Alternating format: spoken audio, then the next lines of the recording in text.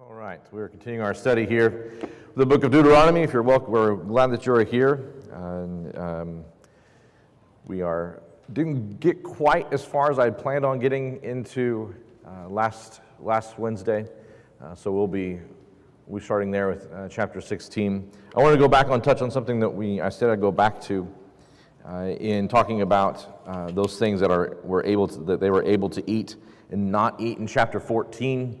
We looked at the word teeming and that talking about flying insects and things of that nature. The question came up about locusts, whether or not John the Baptist could eat locusts and those things. But if you want to write out here, Leviticus 11, 20 through 23 talks specifically about four-legged bugs that you were able to eat that fly. Locust was among them, the various types of locusts. So you're good. For all of those you were worried about that, about changing your diet because you weren't going to be able to eat bugs anymore, that's no longer an issue. So you're good. But those things, it's neat to see those things and see how they play out throughout the rest of the Bible. So it's a good question in talking about John the Baptist. So as we continue looking in chapter 16, we kind of briefly looked into it and talking about the various feasts that are here that are important. And I wanted to bring up what was mentioned before is right next to each other all the time. Their neighbors are going to change, right? They're going to have these different cities and stuff. So what does that look like?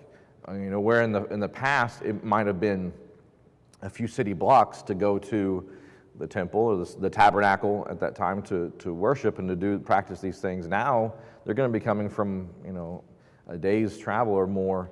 And all these different directions coming to this place. So some things are going to be changing a little bit. So this is how to practice what God has taught them as a nation under theocracy in kind of a new context for them.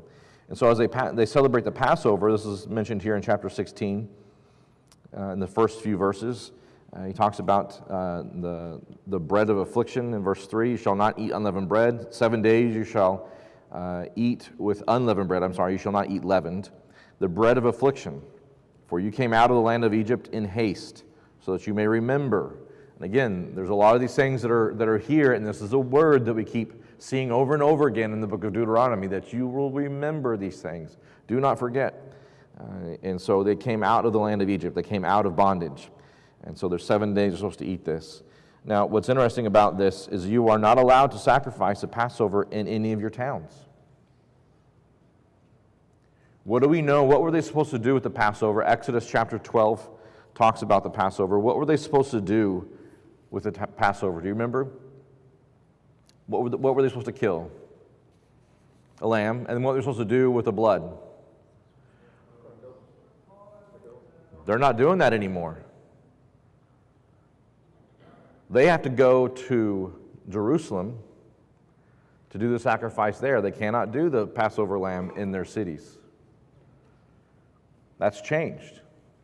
That's a change. They have to go well, not Jerusalem at this time, but go to wherever the tent is, the tabernacle is. It was at Shiloh for a time, so they had to go to the tabernacle and to do this. So they're not doing that anymore. So you see what I'm saying? Like, the things are changing a little bit for them as they go into these places. How do we continue to do what we practiced together in this group in these certain circumstances, now spread out as a nation? What does that look like? And we talked last week about there were some with offerings, there were some stipulations made that made it easier for you to travel, but you still had to go. Right? Remember, those stipulations were if you have to bring your offering from so far, sell it all, right? Take the money and then buy that offering there, and then do your offering there in that way.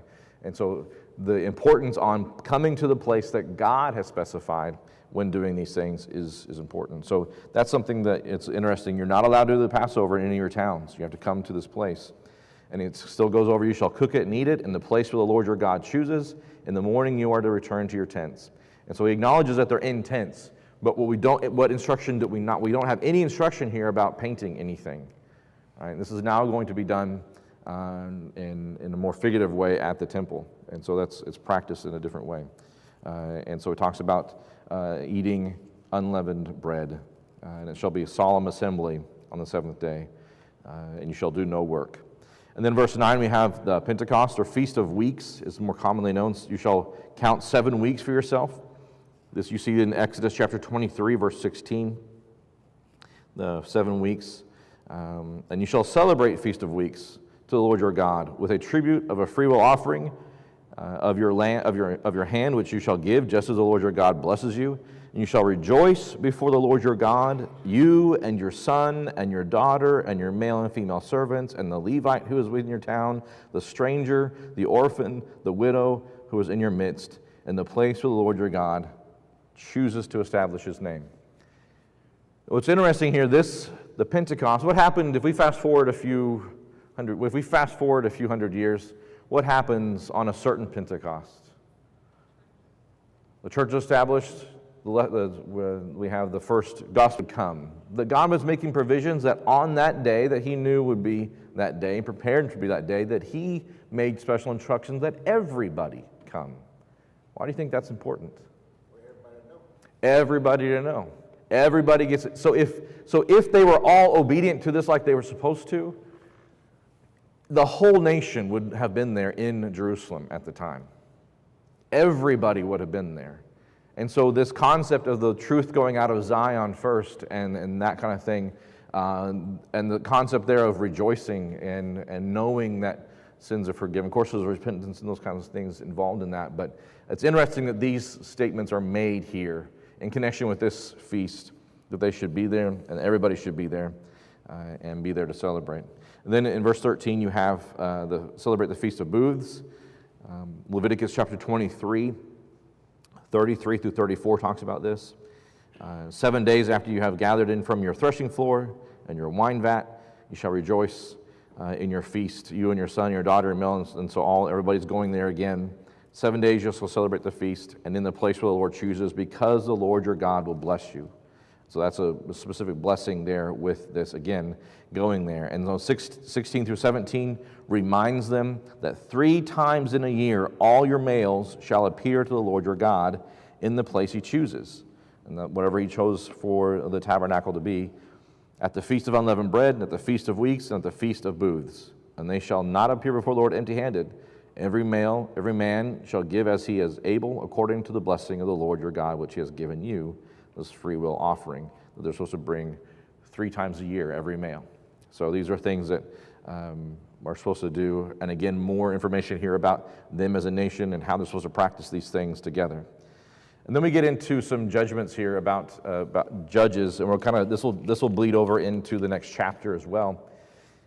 But when you go in and you're going to be a nation again, who was the judge and what was going on as far as judges were concerned and dealing with the people at the time? Do you remember? Who was supposed to be doing that? Who was the judge at the time? Who was the leader, the one that was making these judgments? Moses was, right. Look over in Exodus chapter 18. Exodus chapter 18.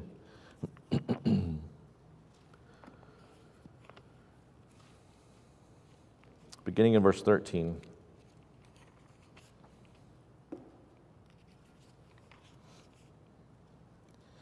And it came about the next day that Moses sat to judge the people, and the people stood about Moses from the morning until evening. And if you're an introvert, that is not a fun thing, all right? So there's all these people around you. Now when Moses' father-in-law saw all that was doing the people, he said, "What is this thing that you are doing for the people? Why do you alone sit as judge, and all the people stand about you from morning until evening?" Now, it's nice when a father-in-law offers advice, right? Most of the time, if you're polite, you smile and nod and say, "Yes, sir." That's what you're supposed to say. And here Moses said to his father-in-law, "Because the people came to me to inquire of God, and when they have a dispute, it comes to me, and I judge." And so he's explaining what he's doing. But if you read this text, what is Jethro, what does he counsel Moses on doing here? What does he counsel him in going forward? You're not going to be able to do it all, Moses. You're trying to be, you're already 80 plus years old, Moses, right? So what else? He says specifically in verse 17, the thing you're doing isn't good. This isn't great, right? Because they're going to wear you out. You will surely wear out both yourself and these people who are with you, for the task is too heavy for you. You cannot do it alone. It is nice for you to have somebody in your life that will tell you, you have too much on your plate, over on my property, my side of the line, or whatever. Don't let them bring that to you. That is not something you need to do. And so in like manner, we have, what is that going to look like? You remember, he sets up, judges of hundreds, of 20s or 50s and 10s and all that. And so there's this disbursement of authority in order to kind of help weed out those kind of things. And we see this here again. What is that going to look like as a nation on all these different places? And so verse 18, you shall appoint for yourself judges and officers in all of your towns, which the Lord your God is giving you according to your tribes, and they shall judge the people with righteous judgment. You shall not distort justice, shall not be partial. You shall not take a bribe, for a bribe blinds the eyes of the wise and perverts the words of righteousness of the righteous. Justice and only justice you shall pursue. Sounds like a comic book, but that's why justice? Why is justice important? So there's a knowledge of the rules. That's part of it. Why is justice important? Fair, right, that there's, yes, God is just. He wants people to be just. And to think about it as a city, that justice kind of helps get a group of people together to work together. So there's a common, he's outlined here how they're supposed to live. There's a way of enforcing that type of how we're living, and we're going to see that here in just a moment.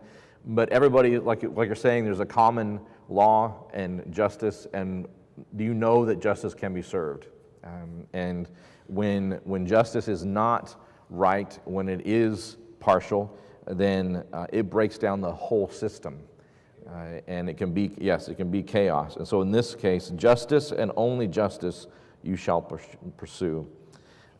We have sort of a break here in this talking of justice in verses 21 through chapter 17, verse 1. And we have some you shall nots. You shall not plant for yourself Asherah of any kind of tree beside the altar of the Lord. And these were probably wooden carved figures, maybe like a totem pole kind of thing, but in connection with those gods that were there before them. And you're not supposed to do this in connection with serving God this way. We see also, you shall not set up for yourself sacred pillars. So this is like a stone kind of structure, like an obelisk of some sort. Where would they have seen obelisks? Egypt, right? They would have seen these kind of structures and these wooden ones when they came into in contact with different peoples. And so they're not supposed to set those things up. Chapter 17, verse 1, we continue this transition talking about these things. But you shall not sacrifice to the Lord your God an ox or a sheep which has a blemish or any defect, for that is a detestable thing to the Lord.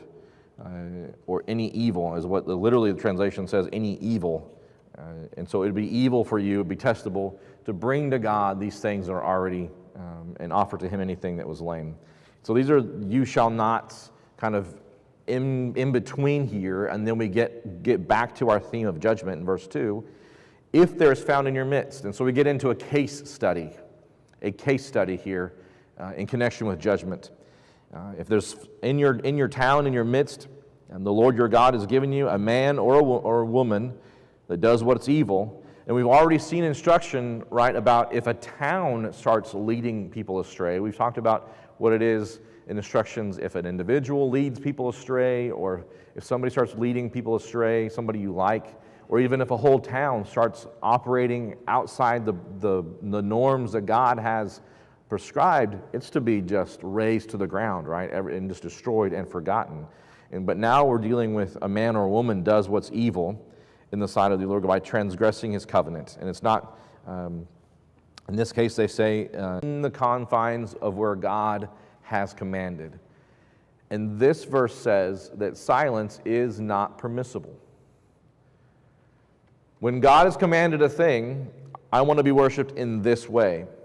This verse says, where I have not commanded, if they're worshiping any way that I have not commanded, he is outright saying that you can't say, on the other hand, well, God didn't say we couldn't do this. Have you heard children do that? You didn't say I couldn't get candy when I went to get the milk from the store. You didn't say I couldn't. But God is shutting that down here with this verse. He's saying, I've spoken on a thing, and if you're doing something I have not commanded, it is outside parameters. That is outside of what is acceptable if you're doing those things. And so this is a great verse here as far as an argument from silence. This also comes up in Hebrews chapter 7 when the writer of Hebrews talks about Christ being, Jesus being from the tribe that God spoke nothing about concerning a priest. That's an argument from silence. God did not say anything about those. So this comes up in other places as well. And so it's a good verse, a good thought to have whenever we talk about silence in God's mind is not permissive. It's not permissive. And so if it is told you and you have heard of it, this transgression in verse 4 that they've done, then you shall inquire thoroughly. Why is it important if you hear a thing that maybe you dig more deeply into a thing? Why is that important? What's that? Validating that it's actually accurate. Have you ever heard something and it was wrong? I remember one time I was in Sevierville, Tennessee. I was eating dinner by myself. I was out when I was raising funds getting to Paraguay, and I heard some people in another booth saying that they heard that Dolly Parton died. Now, we've all been waiting for it for a while, right? She can't, I mean, how old is she really? So I'm like, well, Dolly Parton died. So I texted somebody, I heard Dolly Parton died. And then guess what? She didn't die.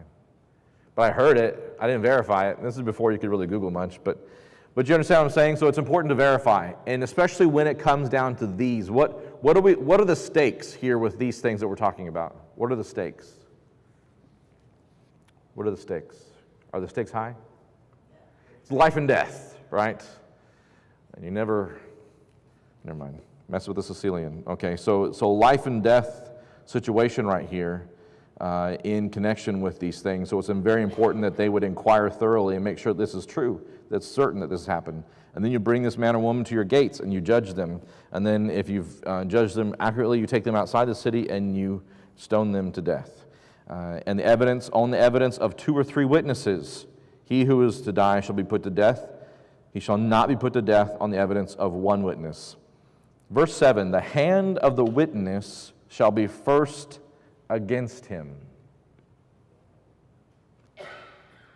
How does that help keep things kind of above bar? That if you are going to be a witness against somebody, you're going to throw the first stone. You're going to throw the first stone. Yes. So false accusations, anonymous notes, right? That's what this is that doesn't work. If you're going to be a witness against somebody, you cannot do it anonymously. What's that? We know they weren't, right? They weren't with Jesus. Right? That was a pretty public thing. Right? They would trump up, they had unscrupulous men, the text tells us, that were there to be false witnesses against Jesus. So I'm sure Jesus wasn't the first time. If that was their go-to game, then I'm sure they had it practiced, right? But afterward, the hand of all the people. So you shall purge the evil from your midst. And so you took an active part in your town, in your little pueblito. Like you took a part. If somebody was doing something that was wrong, you played a part in getting rid of them. It was that serious. This was a town event when this happened. God was very, very serious, and He wanted you to see it. He wanted us to see it, so we know how serious it was. That scripture is death and life lies in the power of the tongue. What's that?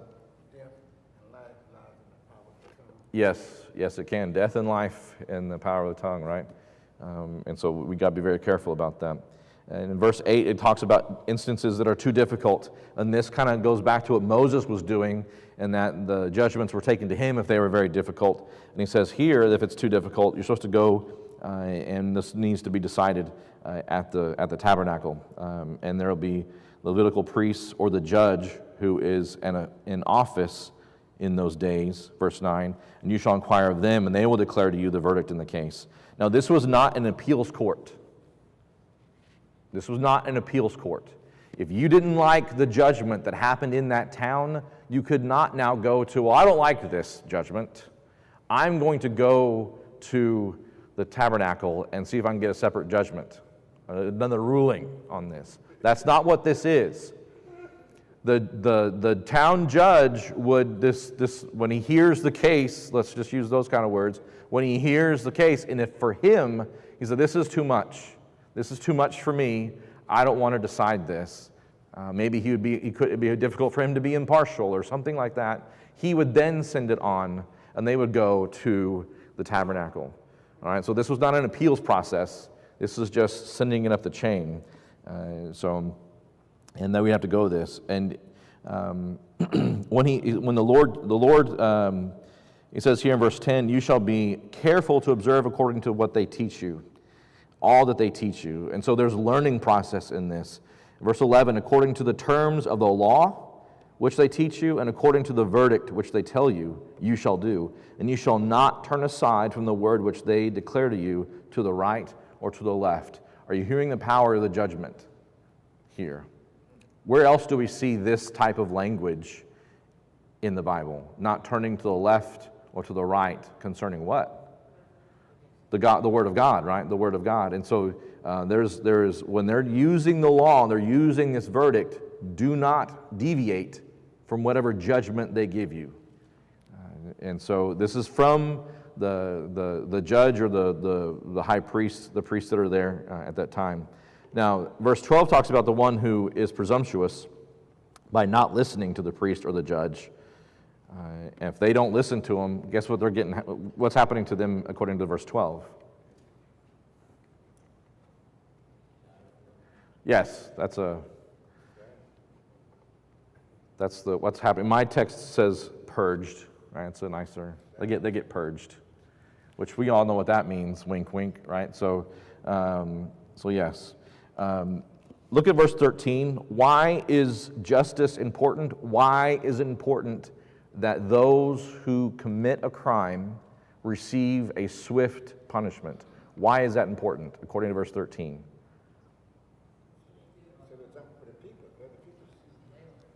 Yes, so people can see, so they won't do it. And the text tells us that the people will hear and be afraid and will not act presumptuously again. Injustice should be swift, it should be exacting, and it should be obviously according to the crime here. And this helps keep everybody where they're supposed to be. I'm not going to go down the path of commenting on our current scenario, but you understand what I'm saying. There are a lot of deterrents from those kind of things. All right. It does. I mean, this gets played out later on, and if you want to write out here, God makes provision because He knows they're going to ask for this in the future. God makes provision. God has made provision for authorities, for rulers, and those in authority. He's made provisions for them. Romans chapter 13 talks about how they are used in judgment, in connection with judgment. And here it is being used in the case where He makes this a situation where they will eventually ask for a king. If you ask for king, this is what's going to happen. But who's supposed to choose the king? According to verse 15. Who chooses the king? God does. God chooses the king. Well, they can't just pick any old person. You look kingly, we'll make you a king. No, there's supposed to be a certain person. God choosing that. And the king, there's instructions here. The king, he shall not multiply horses for himself, nor shall he cause the people to return to Egypt to multiply horses, since the Lord has said to you, you shall never return again. 17, he shall not multiply wives for himself. If you want to write it here, 1 Kings chapter 11, verse 1. Let's have a big cavalry, like a big army, like multiply horses. That's like saying you're not supposed to have a bunch of Humvees and tanks. Right? We don't want you multiplying your military might. He's not saying you can't have a stable, right? If you wanted to have a few racehorses or something like that. But what he's saying is like you can't be multiplying these horses for war is the idea. Multiplying, what does he say here? Wives in 17, 1 Kings chapter 11, verse 1. Nor shall he greatly increase silver or gold for himself. 1 Kings chapter 10, verse 14. 1 Kings chapter 10, verse 14. Who might have broken some of these? Solomon did he just tiptoe over the line on these things? Just like, I just grazed. No, he went like way over the line on these things, right? So yeah. So this is the instruction about what a king shall not do. Now, what is a king supposed to do? And we're getting in verse 18. What is a king supposed to do? What's nice when God does this kind of, you shall not do these things, but this is what you're supposed to do. And you see how they're like separate from one another. And he gives us that here with the king. What's a king supposed to do? He's supposed to copy his own copy of the law. With the Levites there, making sure he gets every jot and every tittle, right? Making sure he knows it. Now, why is it important that a leader of the nation knows God's commandment on how to lead a nation? He wants them to do the whole thing. What else? I heard some over here. To have a godly nation. Like, things come down from the king, and if the king's mind or his ideas of how to lead are off, then what happens to the nation? The nation goes awry. And so he needs to make sure that these things are being taught and that they're in the presence of the Levites. And it shall be with him, and he shall read it all the days of his life, that he may learn to fear the Lord his God. The language here kind of gives us the idea that he's going around, any free time, any downtime he has, he's copying it, and once it's done, it's under his arm everywhere he goes. Or maybe he has people carry it for him, but you get the idea. Like, it should be that close to him everywhere he goes. That's how important it is. By carefully observing some of the words, verse 19, all of the words, all of them, all the words and these statutes. The example of somebody that did what was right in the eyes of the Lord. Messed up, right? He messed up. Did his son Jonathan continue that lineage of kingship? No, he did not. David was again, appointed. But we see here this idea that these are the things that they're supposed to be doing. This is what a king is supposed to do. If you want to write out here, well, I don't think I didn't write out here. I didn't write it in my notes. But going over 1 Samuel, let's go over real quickly. Where are we on time?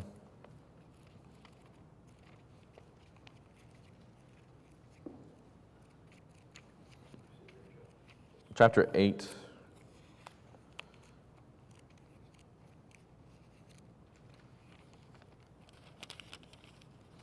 First Samuel chapter 8, Israel demands a king. They're going to do it.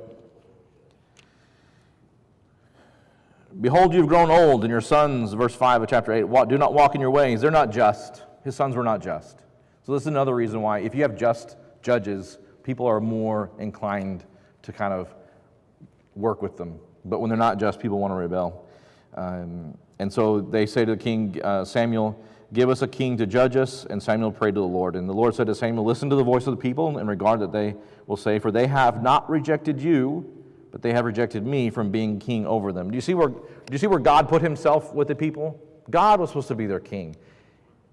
He made provisions that they would, because he knew eventually they were going to ask for these things, to be like those around them. And so he said, let them do this. Now, what does Samuel do here in verse 10? Beginning of verse 10 through verse through to verse 18, what does he say about kings? He says, all right, if you want to ask for a king, they're going to be amazing. Kings are the best. Kings are never going to tax you. They're never going to put your sons and daughter in harm's way. They're going to be the best. It'll be the best. Is that what he says about kings? No. He basically gives them, here's what a king, all right, you want a king. If you want a king, here's all the horrible things a king could possibly or will do to you if you ask for a king. Exactly. Not always greener, right? Be careful what you wish for. And then you will cry out on that day because of your king, whom you have chosen for yourself. But the Lord will not answer you in that day. This is a biblical, don't come crying to me if what I said comes true. Don't come crying to me. But they did it anyway. They refused to listen. A lot of life lessons when we refuse to listen here. And they refused to listen. And they got exactly what was going to happen. And so now in chapter 18, we get into a portion of the Levites and talking about what is for them. Yes, sir. Looks at that copy and reads it every day. Yeah. Imagine Solomon when he married wife number 500. I don't believe he read the Bible that day. I don't, yes. Are you hearing what he's saying? If Solomon was reading the Bible the whole time, he wouldn't have married maybe all those people. But Just read it every day. yeah. So if God is saying kings are to read the Bible every day, would it be a good idea for us to be reading the Bible every day maybe? Just throwing it out there, seeing if it sticks. So do I have 5 more? Okay. The sound check, all 3 said yes. Okay. Levitical priests and the whole tribe of Levi, they have their portion, and this has been covered before. But it's covered again. Verse 2, as he promised, as the Lord promised, this is going to be their inheritance. They have no land, and so this is again something that they're supposed to be taking. Verse 3 tells them specifically the pieces that they get. Cheeks, but it's good. These cheeks, it's getting, yep, that's a different name. So that's the 4th stomach of the stomachs. So they also first fruits. Here, Numbers 18, verse 12. This was extensively covered in Numbers chapter 18. I think you guys all remember all that. We had this extensively covered there. And you shall serve, and they shall stand to serve in the name of the Lord forever. That's the idea here. In the name of the Lord, if you're standing in the name of somebody, what does that mean? You're representing. What's that? You're representing God. You're standing on behalf of His authority, right, that's been given to you by God. What's that? You're following God. Do we do anything in the name of anybody anymore?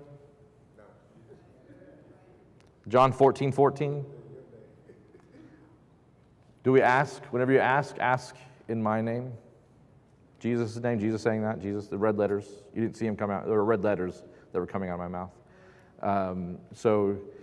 By the authority of, it's interesting that you serve in the name of the Lord forever. And so he gives them that information. And he shall serve in the name of the Lord, again, verse 7. And they shall eat equal portions, except what they receive from the sale of their father's estates. Right out here, next to verse 8, Leviticus chapter 25, 33 and 34. They could sell houses. They would get them back in the year of Jubilee. They would get them back.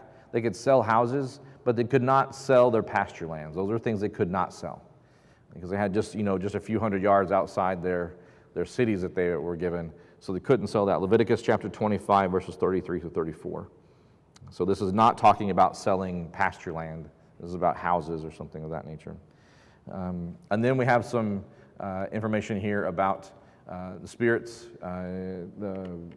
as far not spirits, but those who, the detestable things that he talks about that the other nations did, about making your sons or daughters pass through the fire, verse 10, witchcraft, interprets omens, a sorcerers, cast spells, mediums, spiritualists, one who calls up the dead. These things are right out. These have already been talked about in Leviticus and Numbers already. But he goes over them again. For whoever does these things is detestable to the Lord, because these detestable things the Lord your God will drive them out before you. So these are the practices. He wants them to be blameless, verse 13. But as for you, the Lord God has not allowed you to do this. Don't do it. In verse 15 of chapter 8, we get into this, again, talking about the prophet. The Lord your God will raise up for you a prophet like me from among your countrymen. You shall listen to him. I think we're going to stop there for tonight. Any questions, comments? You guys are going to go out and try and find cow cheeks. I promise. It's really good. You are dismissed. Thank you very much.